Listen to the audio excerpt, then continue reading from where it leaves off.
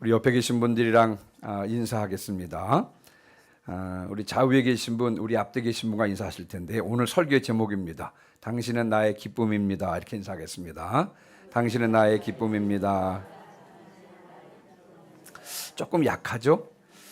기쁨 정도야 그러실지 모르겠어요. 다시 한번 하겠습니다. 당신은 나의 면류관입니다. 네, 당신은 나의 면류관입니다. 아멘. 네, 감사합니다. 그 설교자가 하라 할 때 적극적으로 하는 사람을 기뻐하겠죠? 제가 보면 어떤 사람은 마치 못해서 딱 한 분에게만 인사하시는 분이 있는 반면에 어떤 분은 적극적으로 하시는 분이 있습니다. 설교자가 누구를 더 좋아할까요? 다 똑같이 좋아합니다. 우리 다시 한번 인사하겠습니다. 당신은 나의 면류관입니다. 아멘. 여러분, 이제 교회 생활을 하면 할수록 이제 처음에 세례받고 또 임원이 되고 직분자가 될수록 여러분 점점 더 신경 쓰는 사람들이 늘어갑니다. 처음에는 나 혼자만 신앙생활 잘하면 되지 이런 생각을 하게 되거든요. 근데 시간이 지나면 지날수록 자꾸 가족들의 구원이 신경 쓰이게 되고요. 시간이 좀 더 지나면 목원들이 신경 쓰이고 새가족들이 신경 쓰이고 성도들 중에서 어려움 당한 사람들 자꾸 마음이 더 가는 것입니다. 우리 교회에는 소그룹으로 목장이 있잖아요. 그렇죠? 그럼 목장은 지역장, 작은 목자, 부목자 그리고 목원들로 구성되어 있는데 여러분 목원들은 열심히 목장 모임에 참여하면 됩니다. 그런데 여러분 목자들은 다릅니다. 목자들은요, 목원들은 목장 예배에만 참여하면 되지만 여러분 작은 목자, 부목자는 어떻습니까? 사실은 목원들에게 더 신경이 가는 것입니다. 그래서 교회에 있을 때도 그렇고 일상생활 중에도 목원들을 더 섬기게 되는데요. 그들을 위해서 중보기도 하게 되고 또 좋은 것이 있으면 함께 나누고 싶고 그리고 목원들이 어려운 일을 당하면 찾아가서 위로하고 격려하고 힘을 북돋아 주는 것입니다. 여러분 교회 학교하면 교사들을 생각해 보시면 교사들은요 어떻게 하면 하나님께서 맡겨주신 영혼들을 잘 케어할 수 있을까 노심초사하는 것입니다. 그래서 학생들의 영혼에 더 관심을 갖고요 그들을 위해서 기도하고 헌신하는 것이 교사들인 것입니다. 사실은 내 신앙생활뿐만 아니라 학생들의 신앙생활도 책임져야 하는 것이 교사들이기 때문에 그런 것입니다. 자, 그런데 여러분 이와 같은 노력들이 과연 어떤 의미가 있는 것일까요? 다른 영혼들을 구원하고 또 다른 사람들을 섬기고 사랑하고 격려하고 힘을 북돋아주는 것이 과연 어떤 유익이 있을까요? 특별히 여러분 우리가 초청집회 407을 이제 앞두고 우리가 품고 기도하며 전도하는 그 영혼들이 여러분들에게는 또 우리들에게는 어떤 의미가 있는 것일까요? 저는 오늘 읽은 본문의 바울의 경우를 통해서 그 의미를 한번 살펴보고 은혜를 나누고자 합니다. 오늘 저는 여러분들과 함께 세 가지를 나누고 싶은데요. 한번 제목만 떼줄 수 있나요? 자, 첫 번째는 뭐냐면 잘 보이시죠? 자, 사도 바울은 어떤 자세로 어떤 마음으로 데살로니가 지역의 복음을 전했을까? 1절부터 6절에서 이것을 다루고요. 자, 두 번째는 사도 바울은 데살로니가 교인들을 어떻게 섬겼을까? 이것을 보면서 우리 또한 영혼들을 어떻게 섬겨야 될지를 말씀을 나누고요. 세 번째로 데살로니가 교인들은 사도 바울에게 어떤 의미가 있었을까? 우리가 지금 전도하려고 하는 대상자들, 우리가 품고 기도하는 중보기도하는 그 영혼들은 우리들에게 어떤 의미가 있는지에 대해서 여러분들과 함께 은혜를 나누고자 합니다. 자, 먼저 첫 번째 사도 바울은 어떤 자세로 어떤 마음으로 데살로니가 지역에 복음을 전했을까? 1절부터 6절까지의 내용인데요. 자, 먼저 여러분 1절 2절 같이 읽겠습니다. 1절 2절 같이 읽습니다. 시작.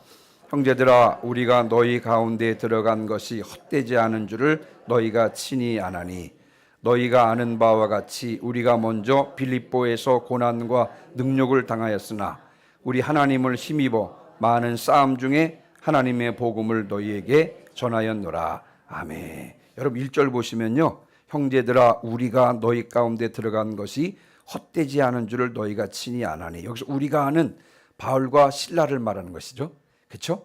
이 사람들이 데살로니가에 들어간 것이 헛되지 않았다 그랬습니다. 왜 헛되지 않았느냐? 여러분 지금 1절 2절에서는 사도 바울이 빌립보와 데살로니가 지역에서 어떤 과정을 통해서 복음을 전해준지에 대해서 살펴보고 있는데 2절 먼저 보시면 2절을 우리가 먼저 빌립보에서 고난과 능욕을 당했다 그랬습니다. 여러분 빌립보는 유럽 선교의 첫 관문이라 그랬죠. 한번 지도 한번 띄워주세요. 지도를요. 자, 여러분 좀 선명하게 안 보이시죠? 여러분 보시기에 약간 녹색 보이는 부분이 땅이고요. 하늘색이 바다입니다. 지중해입니다. 자, 그 중에서 꼭대기에 보시면 빌립보라고 하는 지역이 있습니다. 빌립보. 유럽 선교의 첫 관문이 되는 곳이 빌립보인데 오늘 본문에 보니까 우리가 먼저 빌립보에서 고난과 능욕을 당했다 그랬습니다. 여러분 이 사건에 대해서는 잘 아시는데 바울과 실라가 빌립보에 가서 그곳에서 귀신 들려 점치는 여종을 고쳐주었습니다. 그랬더니 누가 화가 났어요? 이 귀신 들린 여종 때문에 돈벌이 하고 있는 그 주인이 화가 나서요. 바울과 실라를 고소합니다.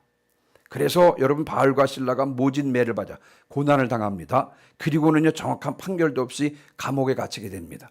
이 사건이 여러분 사도행전을 통해서 우리가 알 수가 있습니다. 그리고는 등 떠밀리다시피 해서 빌립보를 떠났고요. 곧 어디에 도착하게 됐냐면 여러분 지도에 보시면 빌립보 아래 거기 자세히 나오지 않습니다만 삼지창처럼 생긴 곳이 있습니다. 지금 그리스 정교의 본산인 곳입니다. 저기에 데살로니가라고 하는 지역으로 데살로니가 지역으로 가게 되었습니다. 여러분 빌립보에서 매도 많이 맞고 감옥에 갇히는 등 어려움을 당했습니다만 그러나 바울과 실라와 그 일행들이 데살로니가에 딱 도착하자마자 또 마찬가지로 빌립보에서 마찬가지로 담대하게 복음을 전했습니다. 자, 그런데 2절 보시면 우리 하나님을 힘입어 많은 싸움 중에 하나님의 복음을 너희에게 전했다 그랬습니다. 빌립보에서도 그랬지만 데살로니가에 와서도 여러분 복음을 전할 때 많은 싸움이 있었습니다. 이 싸움은 누구 때문에 생긴 것이냐면요. 유대인들입니다. 유대인들이 시기해서 바울에게 시비를 걸게 된 것입니다. 사도행전 17장 5절 이하에 보면 여러분 데살로니가 지역에 도착해서 바울의 일행들이 누구네 집에서 머물게 됐냐면요. 야손이라고 하는 사람의 집에 머물게 되었습니다. 그랬더니 이 유대인들이요. 야손이라고 하는 집에 침입해가지고 바울과 실라를 끌어내려고 여러분 그 집을 침입해가지고 난동을 부린 그런 기록이 사도행전 17장 5절 이하에서 언급하고 있는 것입니다. 그러나 그럼에도 불구하고 그런 와중에서도 여러분 사도 바울은 새 안식일 동안 데살로니가 지역에 머물러 있으면서 성경을 가지고 강론하면서 뜻을 풀어서 복음을 전했던 것을 우리가 본문을 통해서 알 수가 있는 것입니다. 자, 그렇다면 고난과 능력을 당하면서도 빌립보에서뿐만 아니라 데살로니가에서도 복음을 전했던 이 사도 바울의 자세는 어떠했습니까? 어떤 자세로 복음을 전했을까요? 고난과 능력을 당하면서도 그럼에도 불구하고 뒤로 물러가지 않고 빌립보에서뿐만 아니라 데살로니가 지역에서도 담대하게 복음을 전했던 그 사도 바울의 자세는 어떻겠습니까? 여러분 1절부터 12절 속에는요. 일일이 세워보진 않습니다만 거기에 하나님이라고 하는 단어가 몇 번 나오느냐 하면요. 9번이 나옵니다. 특별히 여러분 자신이 전하는 복음에 대해서 사도 바울이 뭐라고 말하냐면 2절 보세요. 2절 거의 끝부분 보시면 하나님의 복음이라 그러죠. 8절도 마찬가지입니다. 8절에도 보면 하나님의 복음이라 그럽니다. 9절에서도 마찬가지로 하나님의 복음이라고 그랬습니다. 여러분 자신이 전하는 복음을 사도 바울은요 하나님의 복음이라고 3번이나 말하고 있습니다. 다시 말하면 지금 이 생명의 복음, 자신이 전하고 있는 이 생명의 복음은 자신이 공부를 많이 해서 만들어낸 것이 아니라 누구로부터 누구의 작품이라고요? 하나님의 작품인 것을 분명히 말씀하고 있는 것입니다. 그리고 여러분 자신이 복음을 전하는 것에 대해서 4절 보죠. 4절. 오직 하나님께 옳게 여기심을 입어 복음을 위탁받았기 때문이라고 하는 것입니다. 하나님께서 자신에게 복음을 위임한 것이 복음을 부탁했기 때문에 하나님께서 복음을 전하도록 부탁했기 때문에 그 위임을 받아서 복음을 전한다고 말씀하고 있고요. 또 자신이 복음을 전하는 동기를 2절 좀 빨리빨리 넘어가겠습니다. 2절은 보면 하나님을 힘입어서 하고 있다. 4절에는 하나님을 기쁘시게 하기 위해서 했다는 것입니다. 복음을 전하는 동기가 데살로니가 교인들로부터 인기를 얻기 위해서 혹은 다른 사람들에게 영광을 얻기 위해서 그런 것이 아니라 오직 하나님을 기쁘시게 해드리기 위해서 복음을 전했다고 하는 것입니다. 뿐만 아니라 3절에는 뭐냐면 간사함이나 부정이나 속임수로 한 것이 아니라 그랬고요. 5절에는 아첨하는 말이나 탐심의 탈을 쓰지 않았다고 했습니다. 한마디로 말하면 물질을 탐하지 않았다는 것입니다. 제가 그냥 급하게 막 말을 했는데요. 한마디로 요약을 해보면 복음을 전하는 바울의 자세는요, 두 가지로 요약할 수가 있습니다. 첫 번째는 뭐냐 하면 사람을 기쁘시게 하려고 의도하지 않았다는 것입니다. 두 번째는 뭐냐 하면 물질에 욕심을 부리지 않았다는 것입니다. 한마디로 말하면 바울은 철저하게 하나님 중심이었다는 것입니다. 다시 한번 따라해 보시기 바랍니다. 하나님 중심. 다시요. 하나님 중심. 빌립보에서도 그렇고 데살로니가에서도 그렇고 고난과 능력을 받으면서 바울이 복음을 전하려고 했던 그 중심에는 바로 하나님 중심, 사람을 기쁘시게 하려고 그랬던 것도 아니고요, 돈을 많이 벌으려고 했던 것도 아니라 오직 하나님께서 말씀하셨고 하나님께서 위탁하셨고 하나님에 의해서 오직 하나님을 기쁘시게 해드리기 위해서 하나님 중심으로 복음을 전했다. 이것이 바로 복음을 전하는 바울의 자세인 것을 우리가 알 수가 있는 것입니다.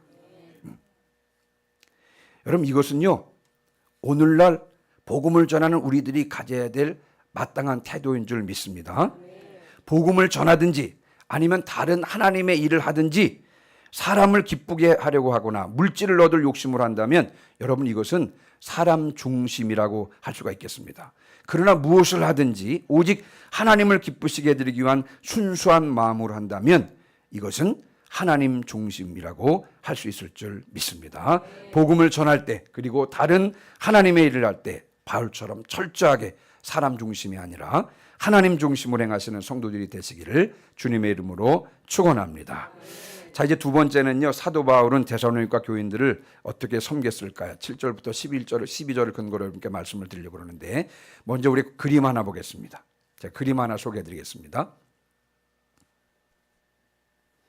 여러분, 저 그림 보신 적 있으세요, 혹시? 저 그림의 제목을 맞히시는 분? 감사합니다. 아시는데도 지금 모르는 척 해주셔서 감사한데요. 저 그림이 러시아의 페테르스부르크라고 하는 지역의 에르미타주 박물관에 있는 그림입니다. 저 그림은 유명한 렘브란트라고 하는 화가가 그린 돌아온 탕자입니다. 돌아온 탕자. 그렇죠. 고개를 끄덕끄덕입니다. 자, 이제 집 나갔던 둘째 아들이 돌아왔는데요. 여러분 보시면, 여러분 보시기에 왼쪽에 붉은색 옷을 입고 있는 분이 아버지고요. 거기에 무릎을 꿇고 아버지 품에 안겨 있는 사람이 아들입니다. 자, 그동안의 둘째 아들의 형편이 어떠했는지 우리가 알 수 있는 것이 뭐냐면, 여러분 잘 안 보이시죠? 아들의 표정이 보이십니까? 그 다음 한번 넘겨보시겠어요?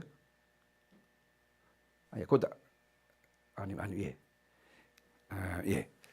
아버지에게 안긴 아들의 표정이 굉장히 아주 피곤한 표정인데, 근데 그래도 이제 아버지의 앞에 와가 좀 안심하는 그런 표정입니다. 그리고 겉옷을 여러분 자세히 들여다보면 아버지의 두 양손 사이에 기운 흔적이 있고요. 그리고 여러분 아래에 다음 그림 넘겨보세요. 다음. 그 다음. 한 장, 여기 보시면요. 맨발에, 그 다음에 신발이 다 낡아 빠진 신발이 되었습니다. 자, 이것을 보면 그 아들이 얼마나 아버지 집을 떠나서 고생했는지를 보여주고 있는 것이 이 신발이라 그럽니다. 자, 그런데 이제 제가 보여드리고 싶은 그림은 뭐냐면 그 다음 그림입니다. 그 다음 그림 한번 봐보세요. 돌아온 아들의 등을 감싸고 있는 아버지의 손인데요. 여러분, 아버지의 손을 한번 자세하게 보세요. 자세히 보시면 오른손과 왼손이 다릅니다. 여러분 보시기에 왼쪽 손은요, 부드러운 여성의 손입니다. 그러나 여러분들이 보시기에 오른손은요, 투박한 남성의 손입니다. 왼쪽은 어머니의 손이고요, 여러분 보시기에 오른쪽은 아버지의 손입니다. 이는 우리를 향하신 아버지의 두 마음을 보여주는 것입니다. 하나는 어머니의 마음이고요, 다른 하나는 아버지의 마음인 것입니다. 그래서 탕자의 아버지의 두 손이 다른 것입니다. 자, 이제는 저를 좀 보시고요. 여러분 데살로니가 교회는 지난주에 제가 여러분께 말씀드린 대로 아주 짧은 시간에 성장한 교회입니다. 13절부터 16절까지 보시면 그들은 하나님의 말씀에 대해서 너그러운 태도를 가졌습니다. 그래서 하나님의 말씀을 들을 때 사람의 발로 받지 않고 하나님의 말씀으로 받았다 그랬습니다. 다시 말하면 이 데살로니가 지역의 사람들은요, 데살로니가 교인들은 하나님의 말씀에 대해서 매우 수용적인 자세를 가졌던 것을 알 수가 있습니다. 그래서 비록 개척교회였지만 그 주변 지역에 본이 되는 교회가 되었던 것입니다. 데살로니가 교회하면 1장 3절을 잊지 말아야 된다고 말씀을 드렸죠. 믿음의 역사와 사랑의 수고와 소망의 인내라 그랬습니다. 믿음의 짝이 되는 것이 역사라 그랬고요. 그렇죠? 사랑의 짝이 되는 것이 수고라 그랬고 소망의 짝이라고 하는 것이 인내라고 말씀을 드렸습니다. 그들의 믿음은 행위로 드러났고요. 그들의 사랑은 수고로 나타났고 그들은 소망을 가지고 있었기에 인내할 수 있었다고 말씀을 드렸습니다. 그들은 성숙한 성도들의 전형적인 모습을 보여준다 그랬습니다. 아무튼지 이 데살로니가 교회는요, 말씀의 기초 위에 서서 믿음, 소망, 사랑의 행위를 드러내므로 그리스 북쪽 지역인 마게도냐와 그리스 남쪽 지역인 아가야 지방의 모든 믿는 자의 본이 되는 교회로 성장할 수 있었던 것입니다. 그러나 그들이 이렇게 성장할 수 있었던 데에는요, 그들을 위한 바울의 헌신을 무시할 수 없는 것입니다. 바울의 헌신이 없었다면 아마도 데살로니가 교인들의 이런 성숙을 기대할 수는 없었을 것입니다. 여러분 데살로니가 교인들과 마찬가지로 오늘 이 시대도 마찬가지입니다. 새신자들이나 초신자들이 성숙한 신앙으로 나아가는 데는요, 반드시 바울 같은 자들의 헌신이 필수적인 것을 우리가 기억해야 되는 것입니다. 자, 그런데 이 7절부터 12절에는요, 바울이 데살로니가 교인들을 어떻게 섬겼는지가 잘 나타나 있는데 바울은 그들을요, 렘브란트의 그림에서 보는 것처럼요, 어미의 마음과 아비의 마음으로 섬겼다는 것을 알 수가 있습니다. 자, 먼저 여러분 어미의 마음을 한번 살펴볼 텐데요. 7절입니다. 7절. 자, 7절을 같이 읽습니다. 시작. 우리는 그리스도의 사도로서 마땅히 권위를 주장할 수 있으나 도리어 너희 가운데서 유순한 자가 되어 유모가 자기 자녀를 기름과 같이 하였으니 아멘. 여러분 바울은요, 데살로니가 교인들을 어미의 마음으로 섬겼습니다.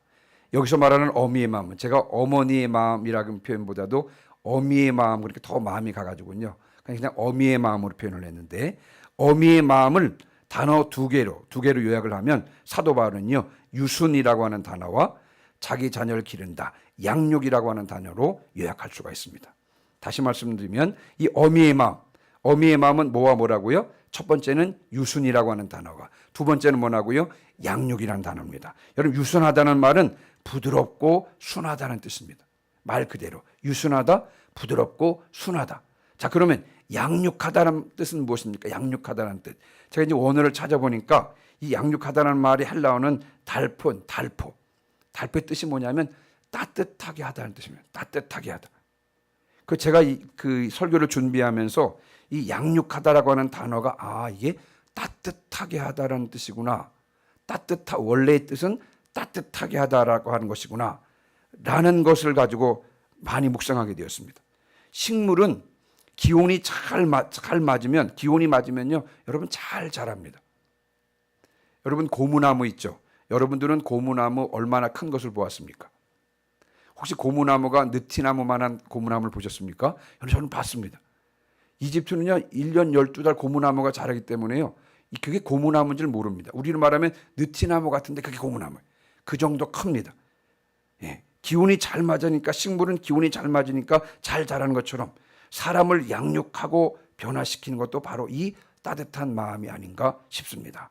따뜻한 마음, 이 따뜻한 마음을 다른 말로 말하면 사랑의 마음이 아니고 무엇이겠습니까? 이 따뜻한 마음이 사람을 자라게 하는 줄 믿습니다. 바울은 어미의 마음으로 데살로니가 교인들을 양육했습니다. 여러분 우리 또한 우리들에게 맡겨주신 영혼들을 어미의 마음, 즉 부드럽고 따뜻한 마음으로 섬겨야 할 줄 믿습니다. 자, 두 번째는요, 아비의 마음인데요. 여러분 11절입니다. 11절. 자, 11절 같이 읽습니다. 시작. 너희도 아는 바와 같이 우리가 너희 각 사람에게 아버지가 자기에게 하듯 권면하고 위로하고 경계하노니. 아멘. 아비의 마음은요, 세 가지 단어로 표현하겠습니다. 권면, 위로, 경계예요. 그런데 권면과 위로의 뜻은 같습니다. 같은 뜻입니다. 그래서 이 아비의 마음을 두 단어로 요약을 해보면 권면과 경계입니다. 어미의 마음은 유순과 양육이고요. 아비의 마음은 뭐와 뭐라고요? 권면과 경계입니다. 권면하다라고 하는 원어는 보혜사, 성령을 가리킬 때 보혜사라 그러잖아요. 보혜사. 이 보혜사란 말의 어근이 뭐냐면 파라클레토스인데요. 성령을 보혜사라고 하잖아요. 여기서 아비의 마음, 이 권면하다고 하는 것은요, 성령과 어근이 같습니다. 파라클레토스와 어근이 같은 것입니다. 권면하다는 말은 무슨 뜻이냐? 마땅히 무엇을 행해야 할지 잘 모르는 자에게 그것을 알려주는 것입니다. 이렇게 해야 돼. 이게 정답이야. 또 고난으로 인해 낙담해 있는 자녀들을 위해서 자녀들을 위로해주고 일으켜주는 것, 여러분 이게 권면인 것입니다. 근데 경계하다라고 하는 단어, 경계하다라고 하는 단어의 원어의 뜻은 뭐냐면 마르티레온데요. 본래의 뜻은 증거하고 증언하다는 것입니다. 잘못된 길에 빠져 있거나 나태한 자들에게, 잘못된 길에 빠져 있는 자들을 권면해서 바른 길로 이끌어내고 또 나태한 자들에게 바른 길을 제시함으로써 바른 길에 서 있게 하는 것이 바로 경계인 것입니다. 경계. 여러분 바울이 초신자와 같은 데살로니가 교인들을 섬기는 것을 보면요, 여러분 새가족이나 믿음이 연약한 자를 섬기기 위해서는요, 어미의 마음과 아비의 마음 두 가지가 다 필요함을 알 수 있는 것입니다. 여러분 무엇보다도 그들을 온순하고 따뜻한 마음으로 대해줘야 합니다. 그러나 여러분 그것만 가지고는 안 되는 것이고요. 그가 여러분 낙심해 있을 때는 어떻게 돼요? 낙심해 있을 때는 용기를 줘야 하는 것이고, 그가 고난 가운데 있을 때는 위로해 줘야 하는 것이고요. 때때로 곁길로 잘못 가고 있을 때는 어떻게 해야 돼요? 야단도 치고 설득해서 하나님 보시기에 합당한 길을 갈 수 있도록 가르쳐야 하는 것입니다. 그러니까 여러분 사람이 성숙하게 되는 데는요, 따뜻한 어미의 마음과 함께 엄격한 아비의 마음도 필요한 것입니다. 이 두 가지가 조화를 이룰 때, 따뜻한 어미의 마음과 엄격한 이 아비의 마음, 이 두 가지가 조화를 이룰 때 우리들에게 맡겨주신 영혼들은 성숙하게 되는 것입니다. 따뜻한 어미의 마음과 엄격한 아비의 마음으로 하나님께서 우리에게 맡겨주신 영혼들을 성숙한 제자로 삼는 데에 큰 역할을 감당하는 성도들이 되시기를 주님의 이름으로 축원합니다. 아멘. 제가 저희 할머니를 좋아했는데요, 제가 가만히 이렇게 보니까 할머니는 저한테 따뜻한 어미의 마음을 한결같이 보여주셨던 것 같습니다. 네. 할머니가 저를 야단친 적이 한 번도 없는 것 같아요. 제가 생각해 보니까 한 번도 없었던 것 같아요. 항상 따뜻한 어미의 마음을 할머니가 저에게 보여주신 것 같아요. 그래서 지금도 가장 안 잊혀지는 사람이 할머니 같아요. 할머니. 그런 게 있습니다. 그래서 이 따뜻한 어미의 마음과 함께 뭐가 필요하다고요? 엄격한 아비의 마음도 있을 때, 이 두 가지가 조화를 이룰 때 우리에게 맡겨주신 영혼이 또 성숙한 제자로 나아가게 되는 줄 믿습니다. 자, 이제 마지막으로요, 세 번째, 데살로니가 교인들은 사도 바울에게 어떤 의미가 있었을까? 오늘 사실은 제가 제일 강조하고 싶은 부분이 이제 이 부분이었는데, 제가 서두에서 말씀을 드렸는지 첫 시간 때 말씀드렸는지 모르겠습니다만, 이 데살로니가 전서와 데살로니가 후서의 주제가 뭐라 그랬죠? 한번 여러분 따라해 보시기 바랍니다. 종말론. 다시요. 종말론. 예수 그리스도의 재림. 이 예수 그리스도의 재림이 데살로니가 전서와 데살로니가 후서의 주요한 주제인 것입니다. 그래서 이 데살로니가 전서와 데살로니가 후서에는요, 주님의 재림에 대한 언급이 한 20번 정도 나오고요. 여러분 데살로니가 전서를 자세히 살펴보신 분들 알겠습니다만 매 각 장마다 거의 끝부분 쪽에는 반드시 그리스도에 대한 재림이 언급되어 있습니다. 한번 예를 들어보면요, 여러분 1장 한번 가볼까요? 1장을 마치면서 1장 10절에 가보죠. 1장 10절. 1장 10절 한번 읽어볼까요? 시작. 또 죽은 자들 가운데서 다시 살리신 그의 아들이 하늘로부터 강림하실 것을 너희가 어떻게 기다리는지를 말하니 이는 장래에 노하심에서 우리를 건지시는 예수니라. 아멘. 1장을 마무리하면서 1장 10절에도 예수 그리스도의 강림, 재림에 대한 이야기가 나오죠. 그 다음 2장에도 보면요, 2장 19절 보세요. 2장 19절에도 예수님의 재림, 강림에 대한 이야기가 나옵니다. 2장 19절 읽어볼까요? 시작. 우리의 소망이나 기쁨이나 그가 강림하실 때 우리 주 예수 앞에 너희가 아니냐. 아멘. 한 곳만 더 찾아볼게요. 3장은 13절 가봐요. 3장 13절. 같이 읽습니다. 시작. 너희 마음을 굳건하게 하시고 우리 주 예수께서 그의 모든 성도와 함께 강림하실 때 하나님 우리 아버지 앞에서 거룩함에 흠이 없게 하시기를 원하노라. 아멘. 그 외에도 4장 16절 17절 5장 23절 거의 각 장마다 거의 끝부분 쪽에 예수님의 재림, 예수님의 강림에 대한 언급을 하고 있습니다. 그래서 여러분 데살로니가 전서와 데살로니가 후서의 주요 주제가 뭐냐면 종말론입니다. 자, 그런데 제가 오늘 드리고 싶은 말씀은 뭐냐면요, 어떻게 사도 바울이 사람들을 잘 섬길 수 있었을까? 그 비결이 뭐냐면요, 주님의 재림에 대해서 확신이 있었기 때문에 그렇습니다. 바울은 데살로니가 교인들을 진심으로 섬겼어요. 그래서 여러분 데살로니가 교회에 보낸 편지, 데살로니가 전서나 데살로니가 후서를 찾아보면요, 그 안에 그들을 향한 바울의 원망이나 불평은요 한마디도 찾아볼 수가 없습니다. 정말 그토록 사도 바울은요 즐겁고 자발적이고 자연스럽게 데살로니가 교인들을 섬겼다는 것을 알 수가 있습니다. 그런데 그럼 어떻게 불평과 원망 없이 사도 바울이 데살로니가 교인들을 그렇게 자연스럽고 자발적으로 잘 섬길 수 있었을까? 그 비결이 뭐라고요? 그 비결이 뭐라고요? 예수 그리스도의 뭐라고요? 재림입니다. 강림. 재림 때문에 그렇습니다. 19절 20절입니다. 19절 20절. 19절 20절 같이 읽습니다. 시작. 우리의 소망이나 기쁨이나 자랑의 면류관이 무엇이냐? 그가 강림하실 때 우리 주 예수 앞에 너희가 아니냐? 너희는 우리의 영광이요 기쁨이니라. 아멘. 바울에게는요 분명한 확신이 있었습니다. 그 확신이 뭐냐면 주님께서 재림하실 때 자기가 그동안에 섬겼던 데살로니가 교인들이야말로 재림하신 주님 앞에서 자신의 기쁨이요 자랑이요 면류관이 될 것이라고 하는 확신이 있었습니다. 예수님께서 재림하실 때 여러분, 내가 예수님의 재림하시는 예수님 앞에 딱 서 있는데 그 옆에 누가 같이 선다고요? 데살로니가 교인들이 같이 서 있는 것입니다. 데살로니가 교인들이 같이 서 있는 거예요, 거기에. 그러면서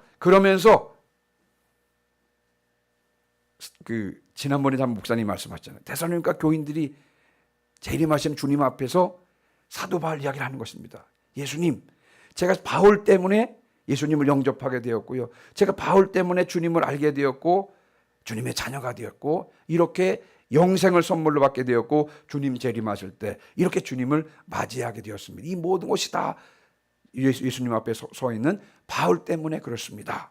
여러분, 이 말입니다. 이 말. 바울에게는 그런 확신이 있었어요. 그래서 주님의 재림은 바울에게는 큰 격려가 되는 것입니다. 주님께서 재림하시면 자신이 그렇게 따뜻한 어미의 마음과 엄격한 아비의 마음으로 자발적으로 즐겁고 기쁘게 섬겼던 그 데살로니가 교인들이야말로 재림하는 주님 앞에서 바울의 자랑이요 기쁨이요 면류관이 될 것을 알기 때문에 기쁨으로 감사함으로 여러분 바울은 데살로니가 교인들을 섬길 수 있게 되었던 것입니다. 그렇습니다. 여러분, 주님께서 다시 오신다는, 주님께서 재림하신다는 그 사실은요 사람을 잘 섬기는 이 충성스러운 종들에게는 큰 격려가 되는 줄 믿습니다. 여러분들이요 성도 한 사람에게 정성을 쏟는 것, 여러분 이것은 결코 헛되지 않을 줄 믿습니다. 여러분들이 목원들이나 또 태신자들이나 새가족들 그리고 어려움 중에 있는 성도들에게 쏟는 정성이 얼마나 귀한지 모릅니다. 이들이 누굽니까? 이들은요 재림하실 주님 앞에서 여러분과 함께 설 자들인 것입니다. 그들은 주님 앞에서 여러분의 자랑거리가 될 것입니다. 그들로 인해서 여러분들은 주님께 칭찬받을 것입니다. 여러분들을 그들 때문에 주님께 상급을 받을 것입니다. 제가 부목사인데 참 부끄러움이 많습니다. 여름 초청주의라면 참 교인들이 열심히 하시는 것 같아요. 열심히 하시는. 이 부목사가 이렇게 제대로 영혼 구원을 못 해가지고. 그래서 제가 이제 어느 날 하나님, 그동안에 저는 몇 명이나 영혼을 구원했을까요? 가만히 생각해보면 별로 영혼을 많이 구원을 못한 것 같아요. 근데 제가 가만히 보니까 여러분 이집트에 10년 있었잖아요. 이집트에 10년. 근데 이집트에 10년에 있어서 제가 전도를 했거든요. 사실 제가 전도한 게 아니고요. 거기는 한국 사람이 그리워요. 그래서 이제 부부가 이렇게 오면 여러분 남편은 출근을 하고 부인이 혼자 남아 있는 거예요. 그것도 하루 이틀 계속 혼자 있으니까 너무 심심하죠. 그러니까 이제 그 남편을 출근시킨 그 기사가 남편 차의 기사가 마담, 내가 한국 사람 하는데 같이 가볼까요? 그래서요, 그 남편의 기사가 마담을 태우고 부인을 태우고 누구를 찾아옵니까? 저희 집에 찾아와. 왜냐 근처에 있는 한국 사람이 있다니까 찾아온 것입니다. 그럼 저희가 이제 뭐 김치찌개, 된장찌개나 김치찌개 이렇게 정성껏 끓여주고 먹으면 막 감동을 해요. 그러면 어떻게 해요? 제가 뭐 전화해가지고 교인들 만나게 하고 그러면 그렇게 해서 이제 그렇게 전도가 되는 거 그렇게. 그래서 저는 가만히 있어도 하나님께서 사람을 이렇게 보내주셔가지고 만나서 밥 먹고 차 마시고 뭐 이렇게 교회로 안내하고 교인들 연결해주고 뭐 이렇게 되니까 또 자연스럽게 그 해외에 나와서 그 예수님을 영접하고 또 교인이 된 사람들, 그런 사람들이 많았습니다. 오늘 이제 말씀을 마무리하고 마치면서 여러분 사람을 섬기는 일은 결코 쉬운 일이 아닙니다. 그렇죠? 사람을 섬길 때 어찌 웃음과 기쁨만 있겠습니까? 그런데 그 일은요 무엇과도 바꿀 수 없는 그런 상급을 받을 일일 줄 믿습니다. 네. 여러분 잘 섬기면 사람들에게도 보람을 얻을 수 있어요. 왜냐하면요 내가 정성껏 말씀드린 대로 정말 하나님 중심으로 그 사람을 섬기면 정말 그 사람에게 무슨 사심이 있어서가 아니라 정말 하나님 중심으로 그를 섬기면요 섬김을 받는 사람들도 압니다. 나의 수고를 누구보다도 잘 아는 거예요. 그러나 그것보다도 무엇보다도 여러분 더 중요한 것은 뭐냐면 여러분들로부터 섬김을 받은 사람들은요 재림하실 주님 앞에 여러분들과 함께 설 사람이라는 사실을 꼭 기억하시길 바랍니다. 여러분들은요 재림하실 주님 앞에서 그들 때문에 여러분들이 전도하고 여러분들이 인도한 그 사람들 때문에 자랑스러워할 것입니다. 여러분들이 눈물을 흘리면서라도 따뜻한 어미의 마음과 엄격한 아비의 마음으로 주님 앞으로 인도했던 그들 때문에 재림하실 주님 앞에서 자랑스러워 할 것입니다. 지금 이제 초청집회 407을 선포하며 나가고 있습니다. 여러분 전도할 대상자들의 이름을 적어내시고요. 목사님 말씀대로 간절히 중보기도 하시며 3번 이상 만나서 권면하십시오. 그리고 강권해서 하나님의 집을 채우시기를 주님의 이름으로 축원합니다. 여러분 그들이 누굽니까? 우리가 이번 초청 집회 때 품고 기도하면서 강권하여 주님 앞으로 인도할 그들이 누굽니까? 주님께서 재림하실 때 여러분들과 함께 주님 앞에 설 자들입니다.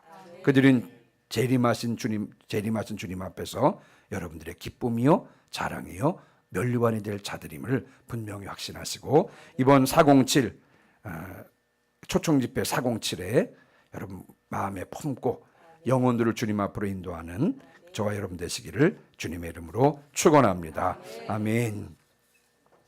우리 시간